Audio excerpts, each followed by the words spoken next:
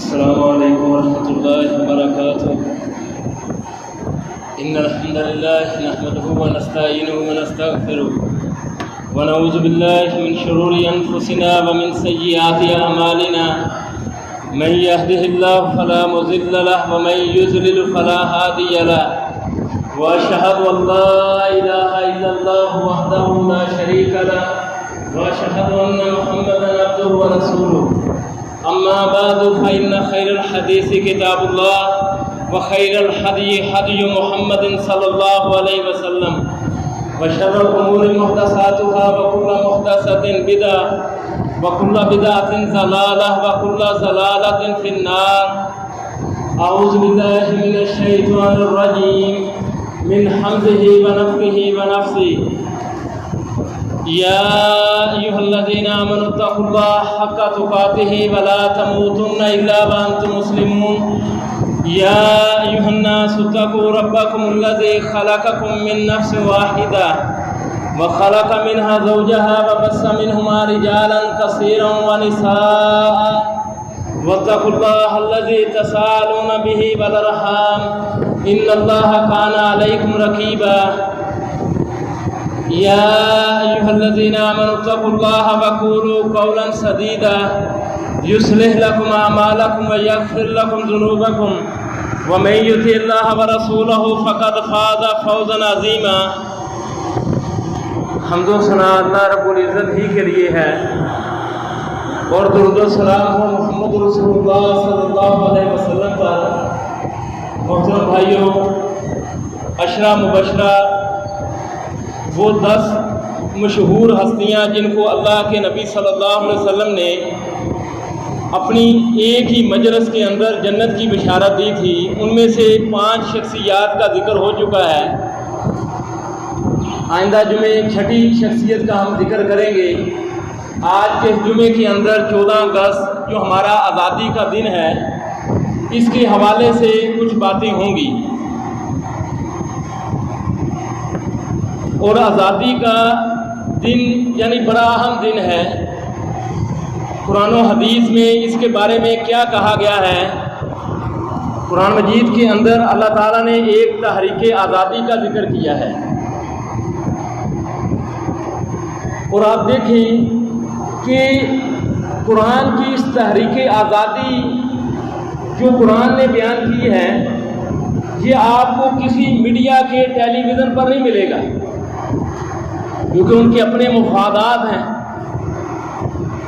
وہ تحریک آزادی کیا ہے کہ اللہ تعالیٰ نے کسی بھی نبی کو جب دنیا میں اللہ بھیجتا ہے تو اس کا ایک مقصد ہوتا ہے۔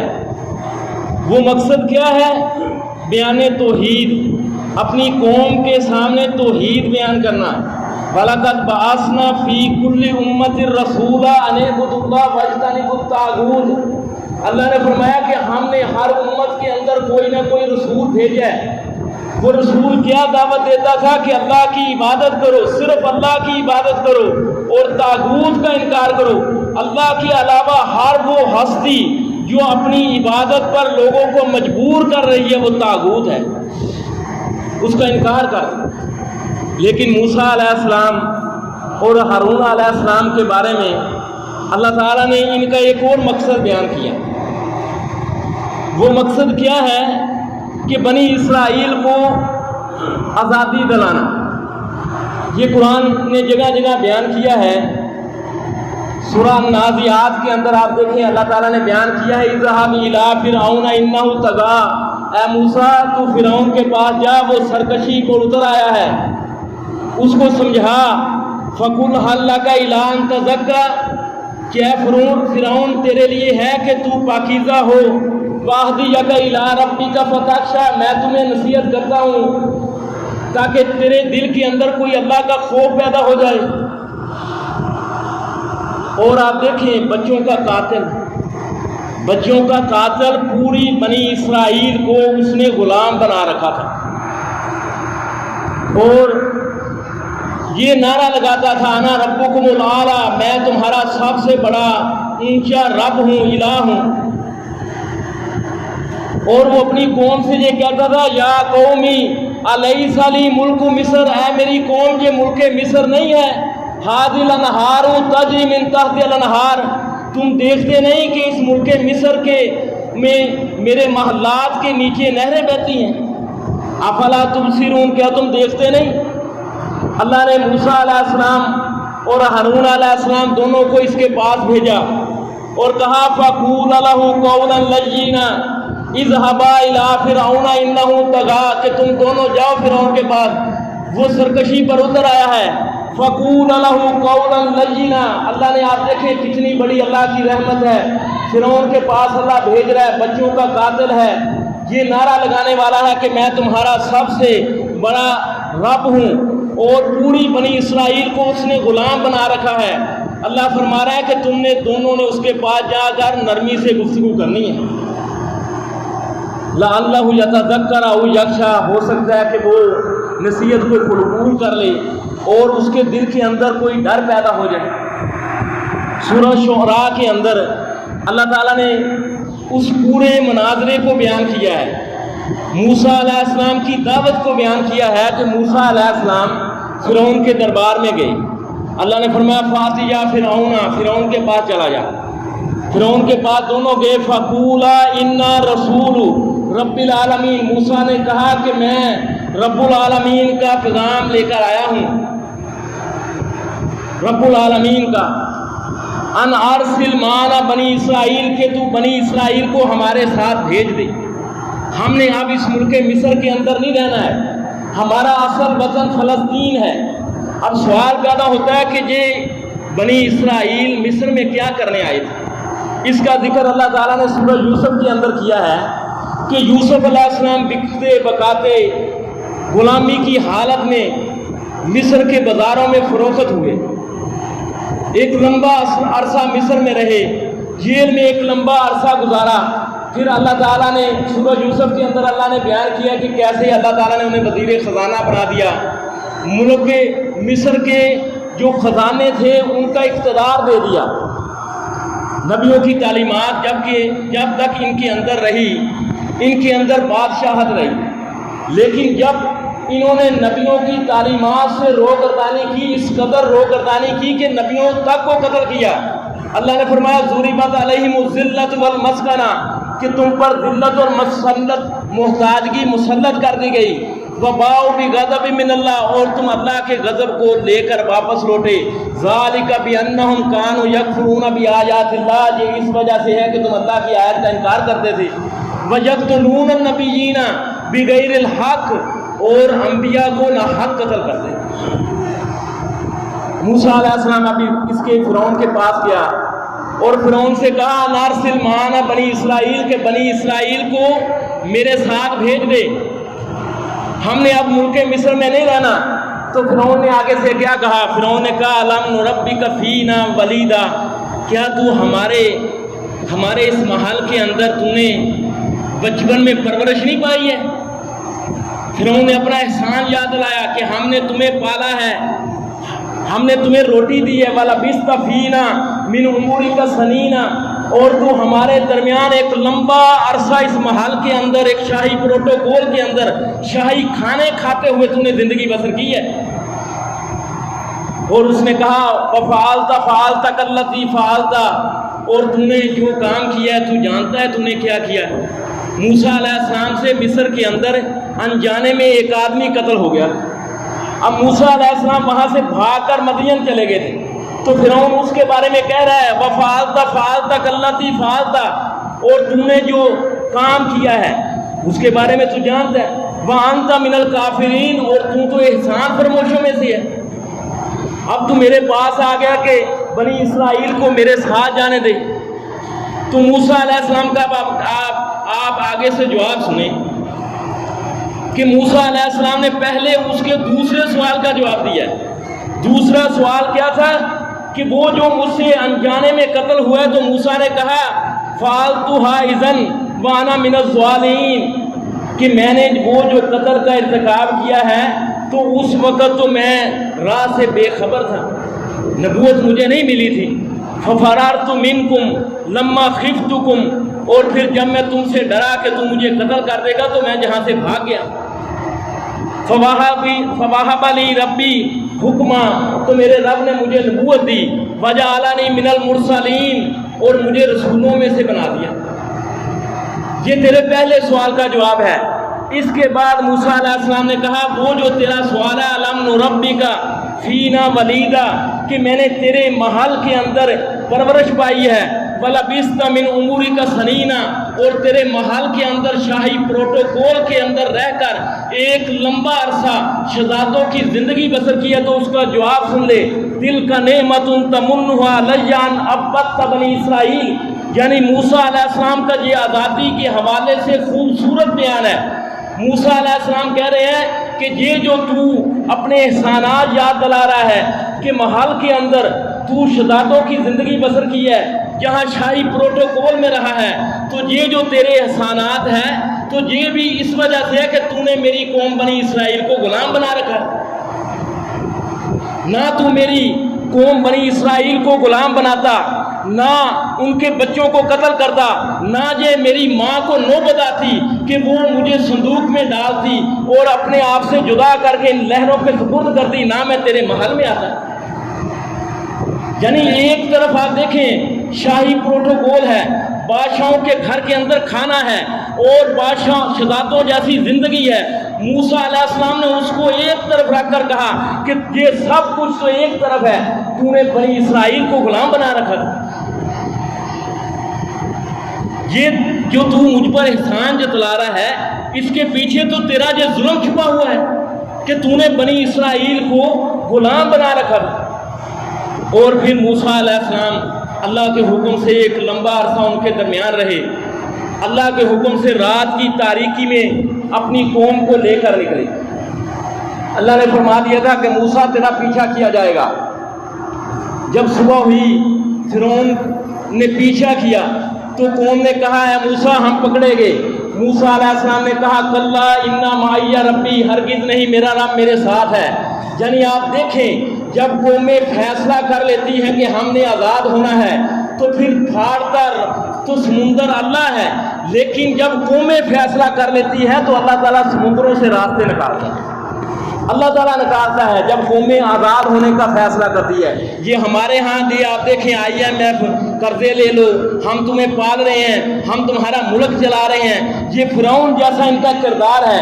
اور ظلم اتنا ہے کہ ملک کے اندر جو بھی مہنگائی ہے وہ ان کی پیدا کرتا ہے، جو بھی ٹیکس لگتا ہے، ہمیں جو قرضہ دیتے ہیں وہ کوئی احسان نہیں جتلاتے، 3% اس پر سود لیتے ہیں اور پورا ملک کے نظام کو چلانے کے لیے پالیسی دیتے ہیں۔ رسول اللہ صلی اللہ علیہ وسلم مدینہ آئے تو اللہ کے نبی صلی اللہ علیہ وسلم نے دیکھا کہ یہودی جو ہیں یہ عاشورہ 10 محرم کا روزہ رکھ رہے ہیں۔ آپ صلی اللہ علیہ وسلم نے ان سے فرمایا کہ تم 10 محرم کا روزہ کیوں رکھتے ہو؟ انہوں نے کہا ھذا یوم نجی اللہ فیہ موسیٰ وآغرق آل فرعون، یہ وہ دن ہے اس دن اللہ تعالیٰ نے موسیٰ علیہ السلام اور موسیٰ علیہ السلام کی قوم کو فرعون کے ظلم و ستم سے نجات دی تھی اور فرعون کی آل کو غرق کیا تھا، تو ہم شکرانے کے طور پر روزہ رکھتے ہیں۔ اللہ کے نبی صلی اللہ علیہ وسلم نے فرمایا نحن احق بموسیٰ منکم، ہم تم سے زیادہ موسیٰ علیہ السلام کے حق رکھتے ہیں۔ کیوں؟ موسیٰ میرا بھائی ہے، موسیٰ میرا بھائی ہے، موسیٰ اور میرا منہج ایک ہی ہے۔ کیوں؟ انبیاء آپس میں بھائی ہیں۔ اللہ کے نبی کا فرمانا الانبیاء اخوۃ من اللات، انبیاء آپس میں بھائی ہیں، الاتی بھائی۔ الاتی بھائی وہ ہوتا ہے جن کا باپ ایک ہو، مائیں مختلف ہوں، یعنی کہ ان کی اصل ایک ہے۔ مائیں کیا ہے؟ یہ شریعتیں ہیں، شریعتیں بدلتی رہتی ہیں۔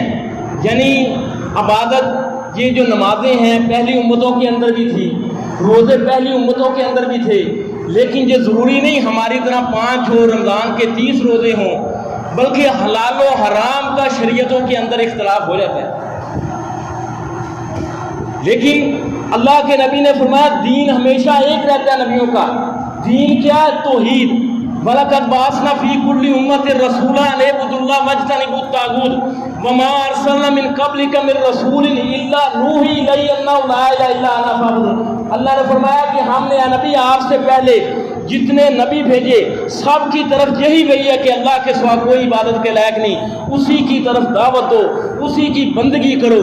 और कौम यहूद अपने इस अकीदे के जो अंबिया का अकीदा है उसे इनहराफ कर चुकी। अल्लाह के नबी सल्लल्लाहु अलैहि वसल्लम इस दुनिया से जा रहे हैं, आप क्या कह रहे हैं? आप फरमा रहे हैं लानल्लाहु यहूद व नसारा इत्तखज़ू कबूर अंबिया मसाजिदा। अल्लाह ताला यहूद व नसारा पर लानत करे जिन्होंने अपने नबियों की कब्रों को सजदागाह बना लिया। वो सजदा अल्लाह को करते थे, लेकिन नबियों की कब्रों पर इमारतें बनाना, कुंबे बनाना, ये किरदार किन का है? आप देखें, ये किरदार कौम यहूद का है। और आज आप देखें अल्लाह के नबी सल्लल्लाहु अलैहि वसल्लम का ये फरमान है कि मेरी ये उम्मत पहली उम्मतों के नक्शे कदम पर चलेगी, हूबहू उनके रास्ते पर चलेगी, यहाँ तक कि अगर उनमें से कोई ऐसा बदबख्त गुजरा जिसने अब आलल ऐलान अपनी माँ से ज़ना किया होगा, वो भी तुम्हारे अंदर ऐसा बदबख्त आएगा। तो आज आप देखें ये जो पहली उम्मत का नक्शे कदम था कि नबियों की कब्रों पर सजदे करना, मस्जिदें बनाना, आज उनकी तर्जमानी कौन कर रहा है? यानी ये एक कौम था, एक कौम थी और उस कौम की आज़ादी की तहरीक जिसको अल्लाह ने बयान किया और अल्लाह के रसूल ने बयान किया है। और अल्लाह ताला ने स्पेशल उसके लिए एक रसूल भेजा, एक नहीं दो भेजे। और उस कौम ने शुक्र के तौर पर, आज़ादी के शुक्र के तौर पर रोज़े रखे, मुंह पर वो पेट नहीं किए, वो यानी आप देखें गुड़ियाँ नहीं उड़ाई और सलंसर निकाल कर मोटरसाइकिल नहीं चलाए या बाजे नहीं बजाए। अल्लाह के नबी सल्लल्लाहु अलैहि वसल्लम ने मक्का फतह किया, मक्का को फतह किया तो आप सल्लल्लाहु अलैहि वसल्लम ने इशराक के वक़्त मक्के के अंदर 8 रकते नवाफल पढ़े, 8 रकते। ये इस कौम का ये हाल था। और हमारी इस कौम का जो किरदार है वो आपके सामने है। 1000 साल तक ये हिंदुस्तान, पाकिस्तान, ये बांग्लादेश और बर्मा, ये चारों ममालिक जो थे 1000 साल तक हमने यहाँ हुकूमत की है। अंग्रेज़ आया तजारत के बहाने और यहाँ के मुसलमान जो हुक्मरान थे उनकी नाअहली की वजह से यानी इस सरजमीन पर काबज हो गया। सबसे पहले बंगाल के नवाब सिराजुद्दौला ने उसके खिलाफ मज़ाहमत की, जंगे पलासी हुई। और फिर ऐसा नहीं है कि मुसलमानों ने आज़ादी के लिए बस बैठ गए, हथियार डाल दिए, नहीं। इसके बाद टीपू सुल्तान और टीपू सुल्तान के वालिद हैदर अली ने 4 जंगें लड़ी, 40 साल तक अंग्रेज़ों के साथ जंग लिखी। टीपू सुल्तान शहीद हुआ। ये हमारा जो एरिया है, ये उकाड़ा, ये पाकपतन और ये गुगेरा, उस ज़माने के अंदर गुगेरा का इलाका मशहूर था, जहाँ राय अहमद खां खरल उस शहीद की मुज़ाहमत मिलती है। फिर तहरीके खिलाफत, तहरीके नबूवत और तहरीके आज़ादी, ये तहरीके बालाकोट के शुहदा सैयद इस्माइल शहीद, सैयद अहमद शहीद सिखों के साथ लड़ते हुए शहीद हुए। यानी लाखों कुर्बानियों के बाद हमें ये मुल्क हासिल हुआ है। और ट्रेनें भर भर कर हिजरत के वक़्त शुहदा की लाशों से भरकर आती थी। तो लाखों कुर्बानियों के बाद ये मुल्क हमें हासिल हुआ है। इस मुल्क का हासिल करने का मकसद क्या था? एक ही मकसद था कि या अल्लाह अगर तू हमें ज़मीन का कोई खित्ता दे देगा तो हम इस ज़मीन पर तेरे बनाए हुए कानून, किताब व सुन्नत के मुताबिक ज़िंदगी बसर करेंगे। अल्लाह ताला ने अपना वादा पूरा कर दिया। 200 साल की मेहनत के बाद हमें ये मुल्क हासिल हुआ। लेकिन बदकिस्मती इस मुल्क की आप देखें कि आज तक हमें कोई ऐसी क़ियादत नहीं मिली जो अल्लाह ताला के इस वादे को पूरा कर सके, अल्लाह के निज़ाम को, अल्लाह की हदूद को नाफिज कर सके। और जैसे जैसे वक़्त गुजरता जा रहा है, जो भी क़ियादत आ रही है वो इस नज़रिए से दूर होती जा रही है, दूर से दूर होती जा रही है। आज़ादी जिस्मों की तो हमें मिल गई, हमारे ऊपर अंग्रेज़ तो काबज़ नहीं है, लेकिन हमारी रूहें वो आप भी गुलाम की गुलाम है। हमारा निज़ाम तालीम वो अंग्रेज़ का इम्पोर्टेड किया हुआ है। ہماری جو عدالتیں ہیں، ہماری جو سیاست ہے، وہ سب کی سب ان سے اخبار لی ہوئی ہے۔ حالانکہ پاکستان کا مقصد کیا تھا کہ اس ملک کے اندر اللہ اور اس کے رسول کے نظام کا نفاذ تھا، قرآن و حدیث کے مطابق ہم جہاں زندگی بسر کریں گے، لیکن ہمارے حکمرانوں سے لے کر اب نچلے طبقے تک کوئی اس کا نام نہیں لیتا ہے۔ اللہ تعالیٰ کی اتنی بڑی نعمت کی ہم نے ناقدری کس طرح کر رہے ہیں؟ نئی نسل کو آپ پوچھ لیں کہ پاکستان کیوں بنایا گیا تھا؟ کیا ہندو اور انگریز ہمیں نماز نہیں پڑھنے دیتے تھے؟ کیا ہمیں روزہ نہیں رکھنے دیتے تھے؟ یا ہمیں قرآن نہیں پڑھنے دیتے تھے؟ یا جہاں مدرسے نہیں تھے؟ یہ سب کچھ تھا، نمازیں بھی ہوتی تھی، روزے بھی رکھے جاتے تھے، قرآن بھی پڑھا جاتا تھا، مدارس بھی تھے۔ آپ دیکھیں اہل حدیث کے مدارس بھی تھے اس وقت، پاکستان بننے سے پہلے دیوبند کے مدارس بھی تھے، ہر طبقہ فکر کے مدارس تھے۔ لیکن کس چیز کی کمی تھی کہ اس زمین پر اللہ اور اس کے رسول کا خالص نظام نافذ نہیں تھا۔ ہمارے آباء و اجداد نے 200 سال تک محنت اسی لیے کی کہ یا اللہ زمین کا ایک خطہ دے دے، ہم اس خطے پر تیرے نظام کو نافذ کریں گے، حدود اللہ کا نفاذ کریں گے۔ یاد رکھو اللہ تعالیٰ نے ہمیں پیدا کیا، کیوں پیدا کیا؟ وما خلقت الجن والانس الا لیعبدون۔ اللہ کا فرمانا ہے کہ میں نے تمہیں پیدا کیا اپنی عبادت کے لیے، اور اللہ کا یہ فرمانا ہے وما خلقنا السماوات والارض وما بینہما لاعبین۔ ہم نے آسمان و زمین کو پیدا کیا ہے، کوئی کھیل تماشے کے لیے پیدا نہیں کیا۔ اس کے پیچھے ایک بہت بڑا ہدف ہے۔ وہ ہدف کیا ہے کہ ہم نے تمہیں عبادت کے لیے پیدا کیا ہے اور اس پوری کائنات کو تمہارے لیے مسخر کر دیا ہے۔ تم زمین میں دانہ ڈالتے ہو، یہ اس زمین سے کھیتی اگتی ہے، اس سے تمہارے جانور کھاتے ہیں، تم کھاتے ہو، سورج تمہارے لیے نکلتا ہے، رات دن کا نظام تمہارے لیے ہے، لیکن ہم نے تمہیں اپنی عبادت کے لیے پیدا کیا۔ یہ سب کر کے اللہ نے چھوڑ نہیں دیا، بلکہ انبیاء کا ایک سلسلہ چلایا، ان نبیوں کے ساتھ یہ پیغام پہنچایا کہ اللہ کی حاکمیت کو، نبی کی شریعت کو اس زمین پر کیسے نافذ کرنا ہے، کیسے شریعت پر زمین پر تم نے زندگی بسر کرنی ہے۔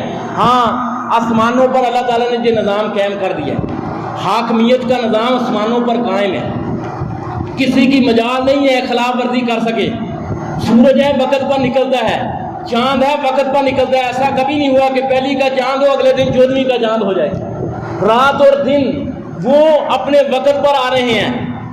آسمانوں پر یہ اللہ کی حاکمیت کا نظام قائم ہے۔ اللہ کے نبی صلی اللہ علیہ وسلم کا فرمان ہے، یہ پہلے آسمان پر چرچراہٹ ہے، اس قدر چرچراہٹ ہے کہ اتت السماء، آسمانوں پر چرچراہٹ ہے کہ 4 انگلیوں کے برابر جگہ خالی نہیں ہے جہاں کوئی نہ کوئی فرشتہ رکوع میں سجدے میں سر رکھے ہوئے ہیں۔ آسمانوں پر اللہ کا نظام قائم ہے۔ لا یعصون اللہ ما امرہم ویفعلون ما یؤمرون۔ یہ اللہ کے فرشتے، وہ اللہ انہیں جو حکم دیتا ہے وہ اس حکم کو بجا لاتے ہیں، اللہ کے حکم کی خلاف ورزی نہیں کرتے۔ لیکن زمین پر اللہ تعالیٰ نے اس حاکمیت کو، نبی کی شریعت کے نظام کو ہمارے لیے ایک ابتلا اور ایک آزمائش بنایا ہے۔ انا ہدینہ السبیل اما شاکرا و اما کفورا۔ ہم نے راستہ دکھلا دیا ہے نبیوں کے ذریعے، اب تم شکر کرتے ہو یا ناشکری کرتے ہو، اب تم پر ہے۔ زمین پر اللہ تعالیٰ نے اب یہ دیکھنا ہے کہ کون بندہ شریعت کے مطابق زندگی بسر کر رہا ہے اور میرا فرما بردار بن کر کامیاب ہو رہا ہے، یا شریعت کی خلاف ورزی کر کے، میری نافرمانی کر کے ناشکری کر رہا ہے۔ اللہ نے سورہ مائدہ میں فرمایا قل یا اہل الکتاب لستم علی شیء، اے اہل کتاب، اے کتاب والو تم کچھ نہیں ہو، تمہاری زندگیاں بیکار ہیں۔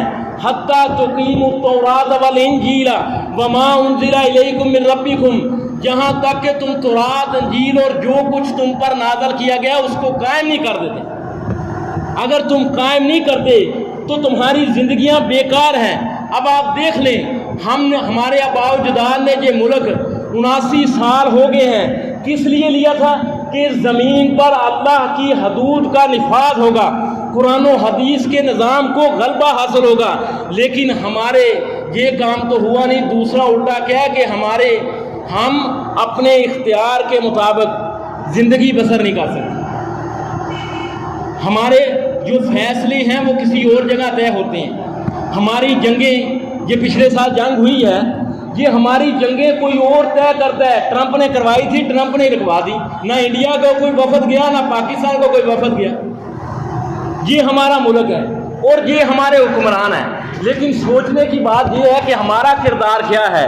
یا ہم یہ تو نہیں کر سکتے کہ پورے ملک کو بدل دیں یا ہم اپنے شہر کو بدل دیں، یعنی یہ کام تو ہم نہیں کر سکتے، لیکن یہ ہمارا ملک ہے، ہم کیا کر سکتے ہیں۔ اللہ کا فرمان ہے الذین ان مکناہم فی الارض، کہ وہ لوگ جن کو ہم زمین میں اقتدار دیتے ہیں، اختیار دیتے ہیں، قوت دیتے ہیں، وہ کیا کرتے ہیں؟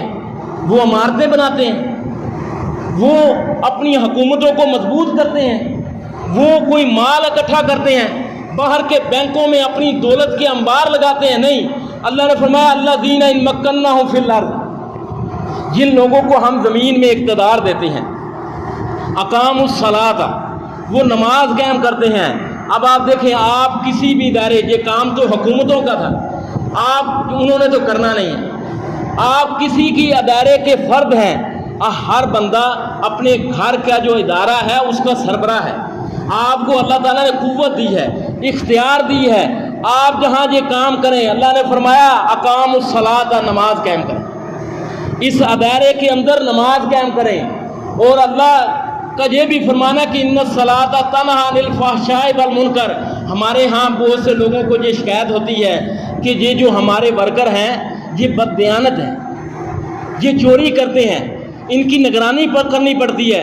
اللہ کیا فرما رہا ہے کہ اللہ تعالیٰ نے تمہیں اس دائرے کے اندر قوت دی ہے، تم نماز کو قائم کرو، ان کو نماز کے پابند بنا دو گے تو نماز بے حیائی اور برے کاموں سے روکتی ہے، تمہارے جو ورکر ہیں وہ اچھے بن جائیں۔ اور یاد رکھو جس دن ہماری فجر کی نمازوں کے اندر اتنی تعداد ہوگی ہماری مسجدوں میں جس طرح جو جمعے کے دن ہوتی ہے، تو اللہ تعالیٰ ہمیں یہ زمین کا اقتدار کیا، اللہ تو آخرت میں جنت کا اقتدار دینے پر تیار ہے۔ رکعت الفجر خیر من الدنیا وما فیہا، نبی صلی اللہ علیہ وسلم نے فجر کی 2 سنتوں کے بارے میں فرمایا کہ فجر کی 2 سنتیں فرض نہیں، فرمایا دنیا اور دنیا میں جو کچھ ہے وہ سب سے زیادہ قیمتی ہے۔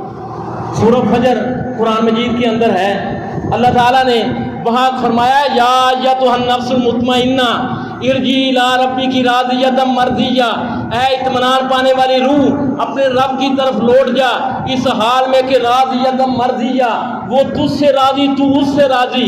ارجعی الی ربک راضیۃ مرضیہ فادخلی فی عبادی وادخلی جنتی، میرے بندوں میں اے روح داخل ہو جا اور میری جنت میں داخل ہو۔ یہ فجر کی اہمیت ہے۔ ایک مسلمان اور ایک ہندو کے گھر کا فرق ہو، ایک مسلمان پاکستان کے بننے کا مقصد یہی تھا کہ ان 2 ملکوں میں فرق ہو، لیکن اللہ نے کیا فرمایا کہ الذین ان مکناہم فی الارض، جن لوگوں کو ہم زمین میں قوت اور اختیار دیتے ہیں ان کے گھروں میں، کافروں کے گھروں کے اور ان کے گھروں کے اندر فرق ہوتا ہے۔ یہ نہیں ہے کہ وہ بھی بے نماز ہے، ایک کافر تو بے نماز ہے ہی، ایک مسلمان کا گھر بھی بے نماز ہے۔ یاد رکھو جب بھی اس زمین پر اسلام کو غلبہ ملا ہے تو ان لوگوں کے ہاتھوں سے ملا ہے جن سے اللہ اور اس کا رسول محبت کرتے ہیں۔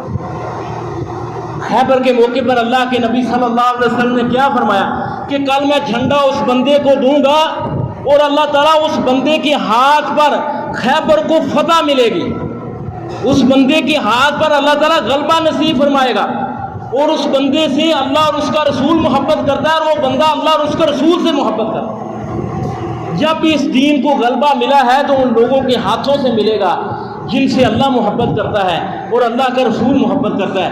اللہ اور اس کا رسول اہل فجر سے محبت کرتے ہیں۔ فرمایا جن لوگوں کو ہم زمین میں قوت دیتے ہیں وہ نماز قائم کرتے ہیں، وَأَقَامُوا الصَّلَاةَ وَآتَوُا الزَّكَاةَ، اور وہ نماز کے ساتھ زکوٰۃ کے نظام کو قائم کرتے ہیں۔ اسلام کے یہ 2 ستون ہیں، ایک نماز اور دوسرا زکوٰۃ۔ اللہ کے نبی صلی اللہ علیہ وسلم کے زمانے کے اندر منافق بھی فجر کی نماز میں مسجد میں حاضر ہوتے تھے، ورنہ ان پر ٹیکس ہے۔ کافروں پر ٹیکس ہے. یہ بدقسمتی سے ہمارے ملکوں کے اندر ٹیکس آ گیا جو کافروں کا پیدا کرتا ہے. یہ جو فیکٹریوں کے مالک ہیں انہیں پتہ ہے کہ 10 لاکھ روپے اگر آپ بینک کے اندر رکھ دیں تو ایک بار ٹیکس لگے گا، لیکن زکوٰۃ تو ہر سال آتی ہے، ہر سال آتی ہے. ٹیکس ہوتا ہے منافع پر، زکوٰۃ ہوتی کل مال پر. زکوٰۃ عبادت ہے، ٹیکس کافروں کا ایک نظام ہے. فرمایا وہ لوگ زکوٰۃ ادا کرتے ہیں. ابو بکر رضی اللہ تعالیٰ عنہ نے ان لوگوں کے خلاف جہاد کیا تھا جنہوں نے زکوٰۃ دینے سے انکار کر دیا تھا. ابو بکر رضی اللہ تعالیٰ نے انہیں مسلمان سمجھ کر جہاد نہیں کیا تھا. اور آپ دیکھیں عمر بن عبد العزیز کے دور کے اندر اس زکوٰۃ جو 2.5% کے حساب سے ہے، اس کے اندر اللہ تعالیٰ نے اتنی برکت رکھی ہے کہ یہ غریبی کو ختم کر دیتی ہے، فقر کو ختم کر دیتی ہے. اور آپ ہمیں اللہ تعالیٰ نے یہ حکم دیا ہے کہ آپ زکوٰۃ کے سسٹم کو کھڑا کریں. اپنے خاندان، آپ کو اللہ تعالیٰ نے قوت دی ہے، اپنے خاندان میں اگر آپ کے پاس مال ہے اپنے خاندان والوں کو دو. اللہ کے نبی صلی اللہ علیہ وسلم نے فرمایا کہ اپنے عزیز رشتہ داروں کو زکوٰۃ دینا، صدقہ خیرات دینے پر دوہرا اجر ملتا ہے، دوہرا اجر. ایک صلہ رحمی کا اور دوسرا صدقہ کرنے کا. جن لوگوں کو ہم نے قوت دی ہے وہ نماز قائم کرتے ہیں، زکوٰۃ کے نظام کو کھڑا کرتے ہیں. وَأَمَرُوا بِالْمَعْرُوفِ وَنَهَوْا عَنِ الْمُنكَرِ، وہ نیکی کا حکم دیتے ہیں، برائی سے روکتے ہیں. برائی کے روکنے کے درجے ہیں. اپنے اس گھر کے دائرے کے اندر دیکھو کہ تمہارے گھر کے اندر برائی ہے تو اپنے ہاتھ سے روکو. یہ ایمان کا افضل ترین درجہ ہے. اگر یہ نہیں کر سکتے تو زبان سے روکو. نہیں جی بیوی نہیں مانتی، بچے نہیں مانتے، ٹھیک ہے بیوی بچے نہیں مانتے. اللہ کے نبی نے فرمایا کہ اس کے بعد دل میں برائی کو برا جاننا ہے، یہ نہیں کہ ان کے ساتھ شامل ہو جانا ہے. سارا گھر فجر کی نماز نہیں پڑھتا تو اس کا مطلب یہ نہیں ہے کہ تم بھی نہ پڑھو. اور فتنوں کے دور کے اندر، یہ فتنوں کا دور ہے، اللہ کے نبی صلی اللہ علیہ وسلم کا فرمانا ہے فتنوں کے دور کے اندر اور قتل و غارت گری اور فساد کے دور کے اندر جو بندہ عبادت کو اختیار کرتا ہے وہ اس کو اتنا ثواب ملتا ہے جیسے میری طرف اس نے ہجرت کی ہے. فرمایا کہ فتنوں کے دور کے اندر جو بندہ دین کو مضبوطی سے تھام لیتا ہے وہ دین پر جمے رہنا اس کے ہاتھ تھیلی پر انگارہ رکھ دینا کے مترادف ہے. لیکن اس بندے کو تمہارے 50 بندوں کے برابر ثواب ملے گا. صحابہ سے کہا تمہارے 50 بندوں کے برابر ثواب ملے گا. صحابہ نے کہا اللہ کے نبی صلی اللہ علیہ وسلم وہ 50 ہمارے ہوں گے جو اس زمانے کے؟ فرمایا تمہارے 50. وَنَهَوْا عَنِ الْمُنكَرِ وَأَمَرُوا بِالْمَعْرُوفِ، وہ بندے اللہ نے فرمایا نیکی کا حکم دیتے ہیں. سب سے بڑی نیکی کیا ہے؟ سب سے بڑی نیکی توحید ہے. یاد رکھو میرے بھائیوں، پاکستان کی اساس توحید ہے. پاکستان کی اساس توحید ہے کہ پاکستان کا مطلب کیا؟ لا الہ الا اللہ. یہ کلمہ اس کی بنیادوں میں شامل ہے کہ اور پاکستان کی بقا جو ہے وہ اسی کلمے کے اندر ہے. اگر یہ توحید نہیں ہوگی تو پاکستان بچے گا نہیں. ورنہ اس پاکستان کے مقصد حاصل کرنے کا مقصد کیا ہے؟ اگر توحید نہیں ہے تو اللہ کے نبی صلی اللہ علیہ وسلم کے پاس مشرکین اللہ کے نبی صلی اللہ علیہ وسلم کے چچا کے پاس آئے، کہنے لگے اپنے بھتیجے سے کہو ہمارے معبودوں کو برا نہ کہیں. ہاں اگر وہ بادشاہ چاہتا ہے تو ہم بادشاہ دے دیتے ہیں. توحید کے بغیر اللہ کے نبی صلی اللہ علیہ وسلم نے کیا فرمایا کہ اگر یہ لوگ میرے ایک ہاتھ پر سورج رکھ دیں، ایک ہاتھ پر چاند رکھ دیں تو میں تب بھی اس توحید کی دعوت کو نہیں چھوڑوں گا. انہوں نے کہا بادشاہ چاہتے ہو ہم تمہیں بادشاہ بنا دیتے ہیں، مال چاہیے ہم تمہیں تمہارے قدموں میں سارا مال ڈال دیتے ہیں. کسی عورت سے شادی کرنا چاہتے ہو تو عورت پر ہاتھ رکھو ہم تمہاری شادی کرا دیتے ہیں. اللہ کے نبی صلی اللہ علیہ وسلم نے یہ جواب دیا. اور ہماری حکمران آپ دیکھیں اس ملک کے اندر طاغوت تنازعاتے پھر رہے ہیں. محکمہ اوقاف کی نگرانی کے اندر مزاروں کی صورت میں شرک کے اڈے چلائے جاتے ہیں. حالانکہ پاکستان کی بنیاد کیا ہے؟ لا الہ الا اللہ. لا الہ الا اللہ کیا ہے؟ یونس علیہ السلام نے اس بات کو سمجھایا کہ لا الہ الا انت سبحانک انی کنت من الظالمین. کہ یا اللہ اس مچھلی کے پیٹ میں، سمندر کی تاریکی میں، رات کے اندھیروں کے اندر میری اس فریاد کو تیرے علاوہ کوئی سننے والا نہیں، کوئی جاننے والا نہیں ہے، کوئی مجھے جہاں سے بچانے والا نہیں ہے۔ لیکن اگر کسی بندے کا یہ عقیدہ ہے کہ میری فریاد کوئی بزرگ سنتا ہے، کوئی پیر سنتا ہے اور اس جہاں سے مجھے بچا لے گا اور مجھے جہاں سے نکال لے گا، تو وہ لا الہ پڑھتا رہے، کوئی فائدہ نہیں۔ اللہ نے کیا فرمایا کہ تمہاری زندگیوں کا کوئی مقصد نہیں ہے کہ جب تک تم اس شریعت کو نافذ نہیں کرتے، شریعت کو نافذ نہیں کر دیتے، تورات اور انجیل کو قائم نہیں کر دیتے، تو میرے بھائیوں ہمارے اختیار میں ملکوں کو درست کرنا نہیں ہے، ہمارے اختیار میں اپنے شہر کو درست کرنا نہیں ہے۔ ہاں جس ادارے، جس گھر کے ہم سربراہ ہیں، وہاں تک تو اللہ اور اس کے رسول کے نظام کو نافذ کریں۔ اللہ تعالیٰ سے دعا ہے وہ بات کو سمجھنے عمل کرنے کی توفیق عطا فرمائے۔